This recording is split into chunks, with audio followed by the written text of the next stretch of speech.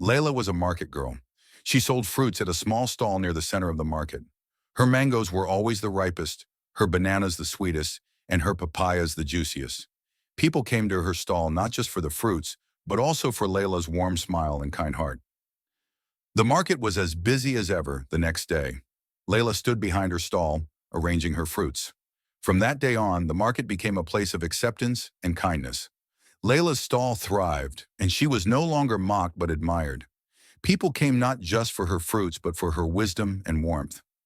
"Do you remember the first time we met?" Layla asked, leaning against Malika's shoulder. He chuckled. "How could I forget? You sold me the best mango I've ever had."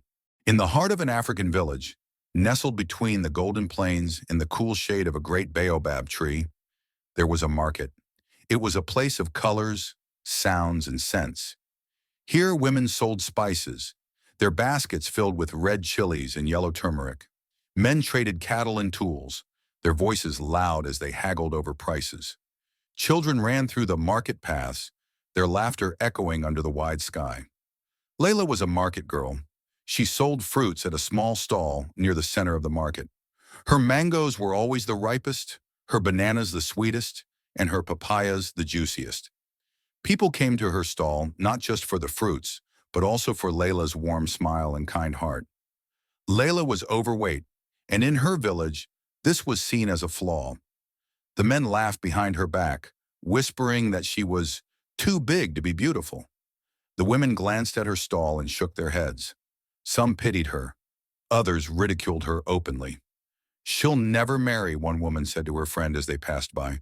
"Who would want a wife who eats more than she serves?" Layla pretended not to hear. She had grown used to their words, though they hurt her deeply. She kept her smile bright and her voice cheerful. But when the day ended and the market grew quiet, Layla walked home with heavy steps. Her hut was small but neat, with a thatched roof and walls painted with patterns her late mother had taught her. At night, Layla would sit outside under the vast sky and stare at the moon. It was her only friend in a world that often felt cruel. "Oh, moon," she whispered, her voice soft. "Will anyone ever love me? Will they ever see my heart and not just my body?" One night, after a long day at the market, Layla was more tired than usual. She lay on her mat and drifted into a deep sleep. Her dreams carried her far away from her small village. In her dream, she stood in a wide field under the brightest moon she had ever seen. The grass was soft under her feet, and the air smelled of flowers and rain. As she looked around, she noticed a figure walking toward her. He was tall and handsome, with skin like polished ebony and eyes that glowed with kindness. He wore a robe that shimmered like the stars, and his smile made Layla's heart flutter. "Layla," he said, his voice deep and soothing. "How do you know my name?" Layla asked, her voice trembling. "I have always known you," the man replied. "I see you when no one else does. You are beautiful, Layla, more beautiful than the moon itself." Layla's eyes filled with tears. "But no one sees me that way," she said. "They only see my size. They laugh at me." The man stepped closer and took her hands in his. "You are more than what they see," he said. "Do not let their words dim your light. Someone will see your heart, Layla. Someone will love you." Before she could ask more, the dream began to fade. The man's figure dissolved into the moonlight, and Layla woke up.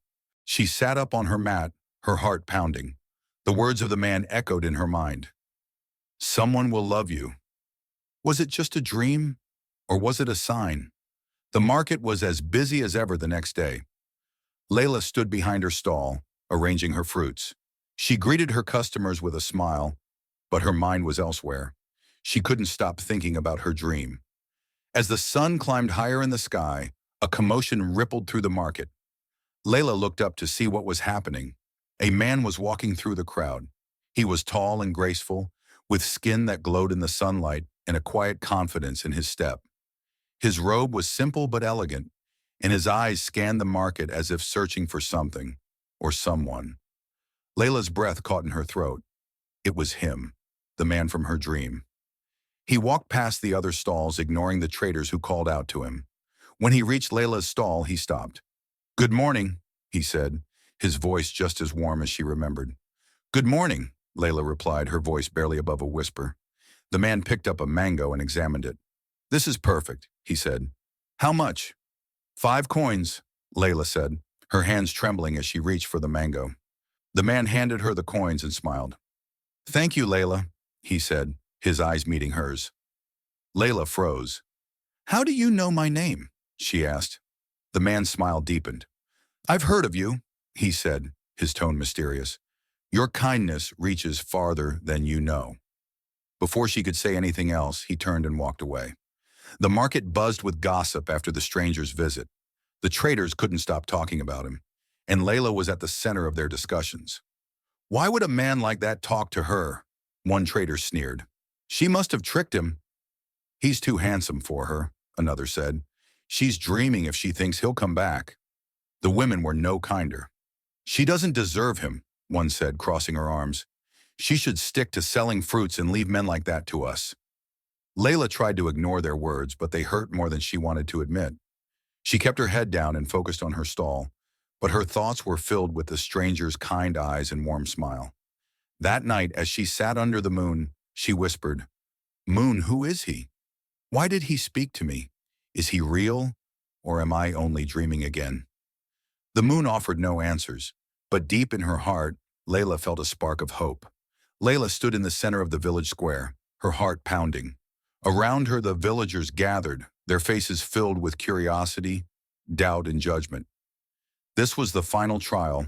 Malika had told her so. To break the curse that bound him, she needed to prove that she was more than what others saw on the outside. The sun was setting, casting golden light over the crowd. Malika stood nearby, his glowing presence hidden beneath a simple robe. He gave Layla a reassuring nod, but this moment was hers alone. Taking a deep breath, Layla stepped forward. "I have something to say," she began, her voice steady but soft.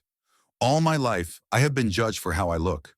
You have laughed at me, whispered behind my back, and told me I am not enough." The crowd murmured, their whispers growing louder.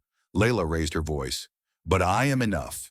I am strong, I am kind, and I am worthy of love. My size does not define me.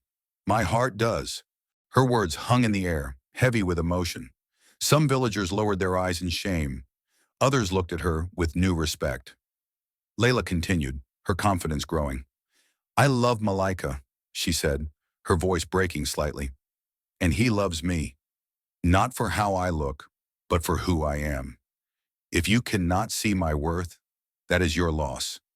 But I will no longer let your words hold me back." There was silence. For a moment, Layla feared that the crowd would laugh at her again. But then, a woman stepped forward. It was one of the traders who had often mocked her. "I was wrong," the woman said, her voice trembling.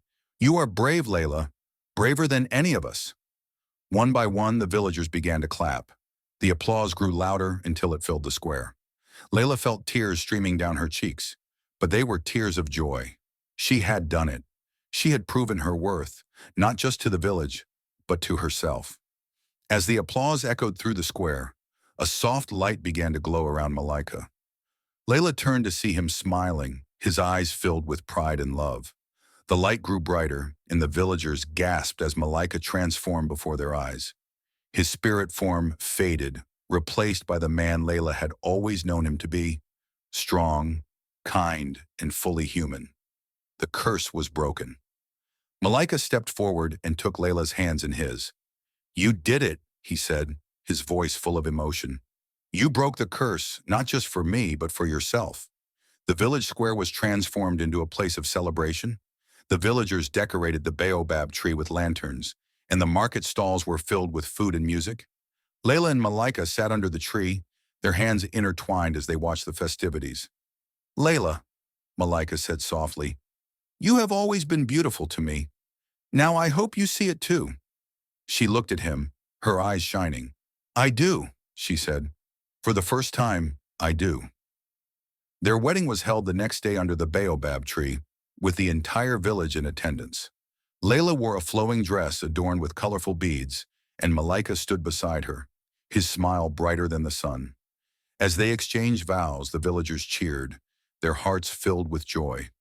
From that day on, the market became a place of acceptance and kindness. Layla's stall thrived, and she was no longer mocked but admired. People came not just for her fruits, but for her wisdom and warmth. Years later, Layla and Malika sat outside their hut, watching their children play under the baobab tree. The moon hung high in the sky, its silver light casting a peaceful glow over the village. "Do you remember the first time we met?" Layla asked, leaning against Malaika's shoulder. He chuckled. "How could I forget? You sold me the best mango I've ever had." Layla laughed, her voice filled with happiness. "The moon was listening all along," she said softly. Malika kissed her forehead. "It always was." And under the moonlight, their love story shone as brightly as the stars.